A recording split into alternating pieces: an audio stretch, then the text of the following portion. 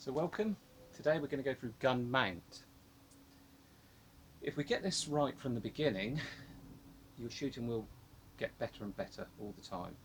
What tends to happen, people will have a flaw in their gun mount when they start out and they'll carry on practicing it, and that flaw will always be there and that'll hold them back maybe just 1%, 2%, but all these things do add up. So let's get this bit right. Firstly, when we work out where the gun goes from a beginner's point of view. So if we fold our arms, we've got a natural line here. So this is where the gun needs to go, on this natural line. We don't want the gun going out onto the shoulder or onto the arm, onto the bicep. If there's a bruise there, you're mismounting the gun. The flat, the whole of the back of the recoil pad needs to go flush into your body. This is the heel and this is the toe. What tends to happen with beginners is they get up to, the toe goes in up to about here, and this sits flush of the shoulder. You'll then get a lot more recoil, and it's a very poor mount, so get that right. So I'll just try and show you that, nice and forward, and it locks in. Okay. The front hand. I prefer to have my front hand nice and relaxed in a U shape and moving up to the line. Really top shooters, good shots, what they do, they go sideways and they point the finger because we are pointing, looking, pointing. This is great and works really well, but I prefer this way.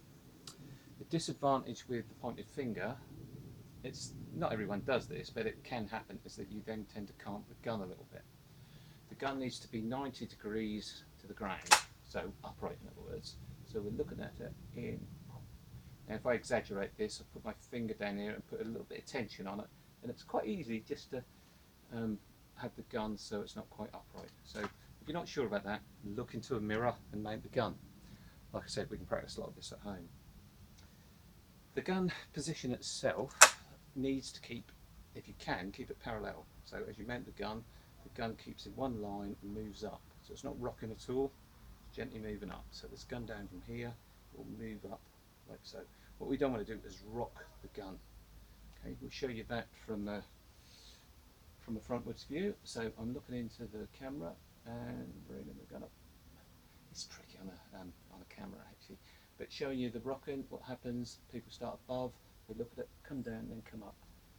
You'll still hit targets like that, but on a difficult target, what you want to hit every go to get good scores, there is a flaw in your mount and you just miss them, and then people say you're in front or behind. But yeah. So to practice, what you need to do is look for lines. I mean, telegraph lines are okay if you can get to them. I can see a nice straight line along the gutter, and all I'm doing, I'm looking at the tip of the gutter, watching it and moving through, and just practicing that out, like so. And keep doing it thousands and thousands of times. Check into the mirror. The better you mount, the better everything is.